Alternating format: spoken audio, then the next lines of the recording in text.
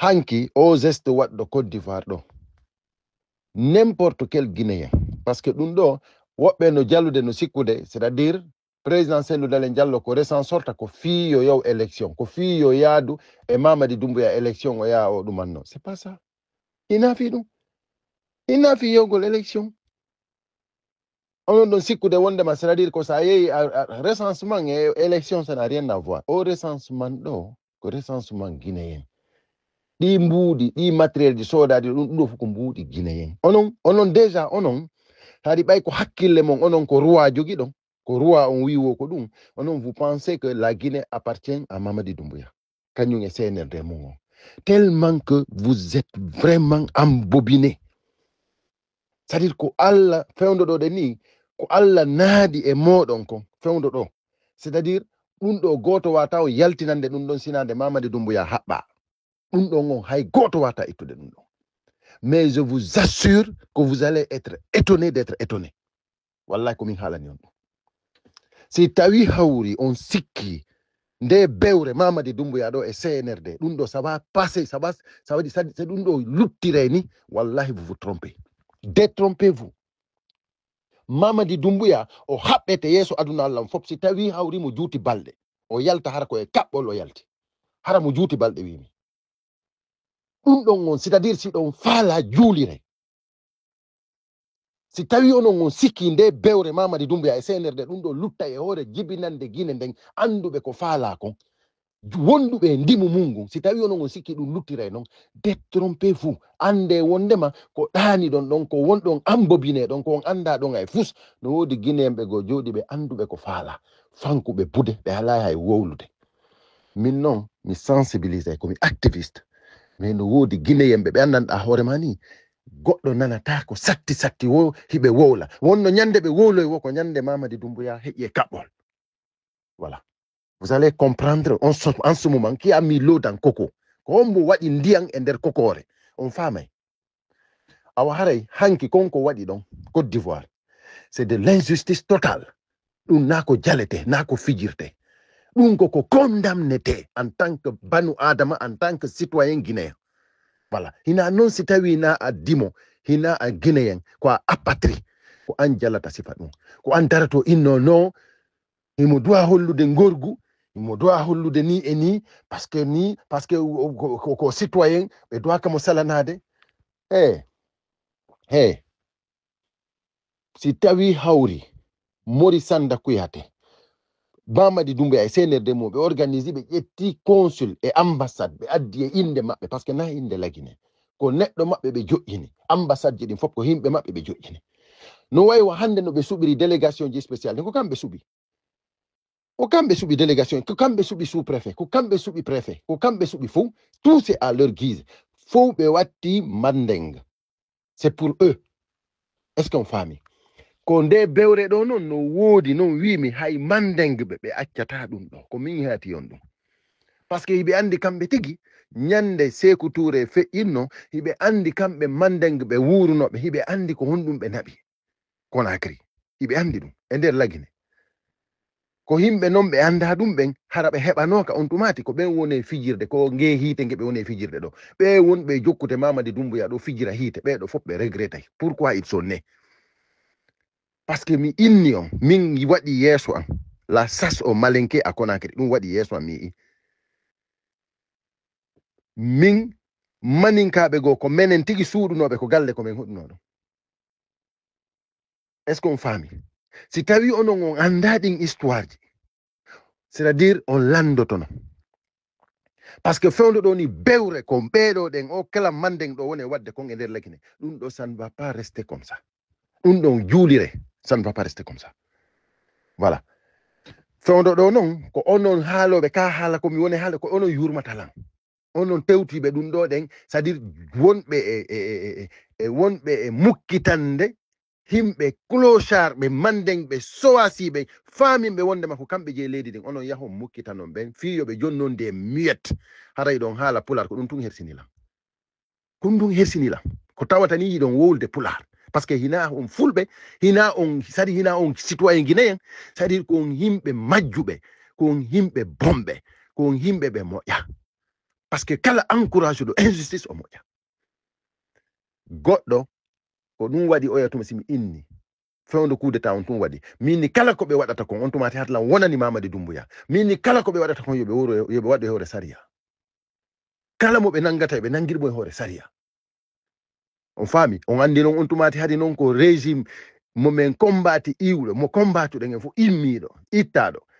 tawno hara noon min komi hiɗuɗo injustice min ani waɗuɓe ko ɓe waɗi ɓe non yoɓe waɗu no haniri noon ko ɗum woni ko duwa kon l'injustice il faut le combattre hay so tawi ko gagnoma nanga yeetoɓe ɓe rewru saria no windi waali ɗum koko teddinte koko hutorte onon iɗon jooɗi ɗo ɗen fi goɗɗo no yehi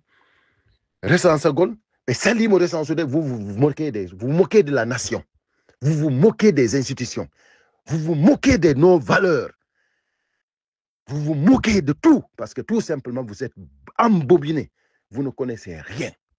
awa hara mi andinayi on wondema président Cellou Dalein Diallo yaaduna e jury studio on jury studio il a fait son PV ko feƴƴi ton kon fop o windi on jury studio ɗo voilà ɓay on anda hay fuy mi andinayi on wondema ko i bavure ji ɗi Mamadi Doumbouya waɗi fop ɗi accata ça ne marchera pas voilà awa haray koye inde laggine fop ɓe sali citoyen jo guinéen jo recense o on nani voilà c'est de l'injustice totale awa ɓe immi ɗon ko recensement ɗon ɓay hari déjà ɓe faalama hanki mi woli ɗum ko live an e français mi fillito e pular hari ɓay ɓe hewti woodi goɗɗo un monsieur Diallo mi yejjiti ko honno Diallo hari on ɗon no remplisude no wadde dossier on fi remplisango fi enrôlugol président Cellou Dalein Diallo c'est en ce moment o debbo hiɗum ɗon inni wondema noon wala woɓe jonnaka autorisation yoɓe recense oɗa inni noon mais comment dirais-je min mi yaali kaydiri ko windi wondema ɓe recense ta ko donc en tant que ndin kaydiri ala min ko nder ɗum oɗa debbo ɓay ko kanko woni mandenguejo acciraɗo muradu ɗum ɓay nokkel ɗin foppi ɓe jogui kamɓe ko kamɓe woni caabiwal ngal ko kamɓe jogui caabiwal ngal haalo ka haala komi haalta ɗo ko so fittay toon taabe so fittay toon mukke e so winday o waɗa ko wiya kon 1 point barre lanni ambassade ji ɗin fof noon hina nokku ngotum France ɗo so yehi ɗon ɗe haalo ka haala komi haalta ɗo place makko fof no andi donc si tawi onon on her sali e nder o aduna ɗo hara kala koye wonnira ko on zéro ko yilta ɓe mukke hande usu falima fof no andi ko yilta ɗo mukke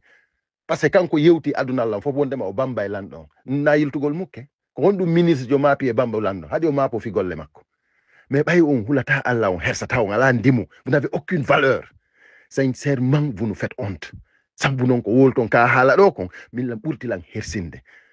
vous nous déshonorez dans le monde hakkunde e Allah ministre yo daro wiide mi bambaymo mi leeƴoto mi naɓaymo mi waɗaymo ni e ni mais vous êtes foutu à jamais hakkunde e Allah donc haray on ɗon noon o inni wondema wo si tawi kaydiri windaki hay nokku wondema o kanko recenseɓe himo continue mo recensude ɓe o yaye débranché machine ji ɗi o débranché machine ji ɗi on ɗon noon débranché ɗo machine ji ɗi c'est à dire ko kanko ko empreinte makko tum wawata huɓɓinde ɓe débranché fof ɓe itti ɓe ɗum andi fiyata ɓe a recense qu'est ce que le président Cellou Dalein a fait ɓe ƴetti juridiction e secrétaire fédéral on monsieur Diallo Ibrahima docteur Ibrahima Diallo ɓe yaadi ko ambassade on yewgol ton ɗen ndaara si tawi ɓe wawa recensade ton donc woɓɓe no wiide déjà ɓe inni wondema prétexte goɓe hoɗa Côte d'Ivoire ɗum ko prétexte noon recensement on partout ko yewɗon to goɗɗo landiki on justificatif de domicile siko ɗo hoɗuɗon ma ɗuma na ko kaydiji ko landa kon ko ɗum présente ton président Cellou Dalein Diallo har no jogui passeport ji ɗiɗi no jogui carte consulaire no jogui extrait de naissance biométrique ɓe oya passeport maɓɓe ko wonɗo cours de validité ɗum ko passeport ordinaire on passeport diplomatique on ɗon no woni expiré depuis 2024 ɓe jogui extrait biométrique carte consulaire ko on ɗum kadi joni ɓe jogui kaydiji ko landa kon ɓuuri ko landa kon goto watta ton ɗen justificatif de domicile kala yewɗo ɗo recensegol hay goto landata komo justificatif de domicile ko fi on ɗum haray ko kamɓe landete justificatif de domicile awa hare ɗum ɗon ɗen ko fenande ko en c'est des arguments non placés onon noon nanoɓe ka haala komi haalata ko non hanki mi waɗi live mi expliqué en français mais no woodi woɓɓe ɓe annanda hoto mani ɓe wata famirde noon donc hare ko ɗum onon mi woni e yewtude hare ko on andu kala mo hiwɗon ko réseau hino wowla hino moko hino ande wondema ko yimɓe ɓe anda fuy ko fus ɓe anda par ce que ɗum ɗo ko sabotugol guinéen jo fou hina goto hina selludal en sabotade ko laggine fo sabota par ce que ɗum ɗo ɗen yaltay kadi aduna on fou ko ɓe waɗi ñande maître Mamadou Traoré avocat jom ko laggine fo sabota est ce qu'on faami hina sadi ko yon faamu wondema onon ɓe wonɓe kellude jala ko fus on anda ko ɗum waɗi siɗon kellude jalon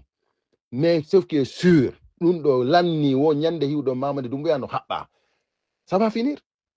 te ɗum ɗon waɗay si Allah jaɓi ɓay Allah ko gooto voilà donc awa haray ɓay ɓe hewti ɗon ɓe ɗumanni comment dirais-je ɓe hewti ɗon woɓɓe maɓɓe ton ɗen ko ambassade ton woɓɓe maɓɓe ton ɗen hari no maapi par ce que ɓay ɓe andi présidentiel Dale Diallo no jogii jama si présidentiel Dale Diallo no faalano hanki dega molnaɗo waɗay ɗon mais kono ko kamɓe woni faalaka et c'est normal parce que c'est quelqu'un qui est bien voilà hiɓe andi ko honɗum woni c'est à dire ko ɓe andi ko honɗum woni institution hiɓe andi ko honɗum woni citoyen hiɓe andi ko honɗum woni c'est à dire devoir droit hiɓe andi donc ɓe ɓe ɓay ɓen ton ɗen hacci keɓe no felliti ko andi ɗon ko ambassade andi ɗa koko loi ko ɓe ati yewde ɗo a Treichville hiɓe andi ɗon ɗen ko loi ɗum ok ɗa noon koko Guinée tigi jeeyi c'est la Guinée c'est pour la Guinée hiɓe andi noon présidentiel Dale Diallo no jogii jama ɓe wonnoɓe toon déjà hari buye maɓɓe maapike par ce que fof no wawno feƴƴude ɗon mais kono ɓe noddi ambassade on ambassadeur de Guinée wonɗo Côte d'Ivoire on tawi on no yehi Conakry ɓe noddimo téléphone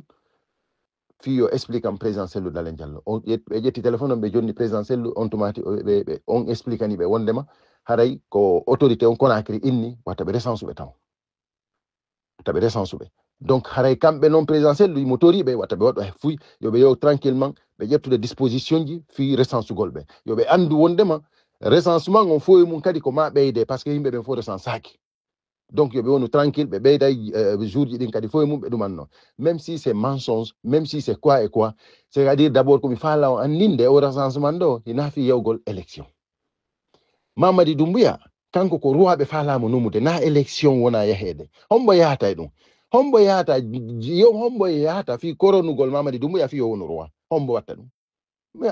awa arrêtez vos c'est-à-dire vos démagogie mi anda ko honno mi wata on haalirande ɗum ɗon c'est-à-dire vos sauvagerie ko sauvagerie wonɗon wadde onon ɓe wonɓe jalde o réseau sauvagerie wonɗon wadde par ce que ɗum ina fusno wigol wondema non il s'est pas recensé donc s'il s'est pas recensé il va pas aller aux élections so resi ɓe recensaki haare ko hombo sali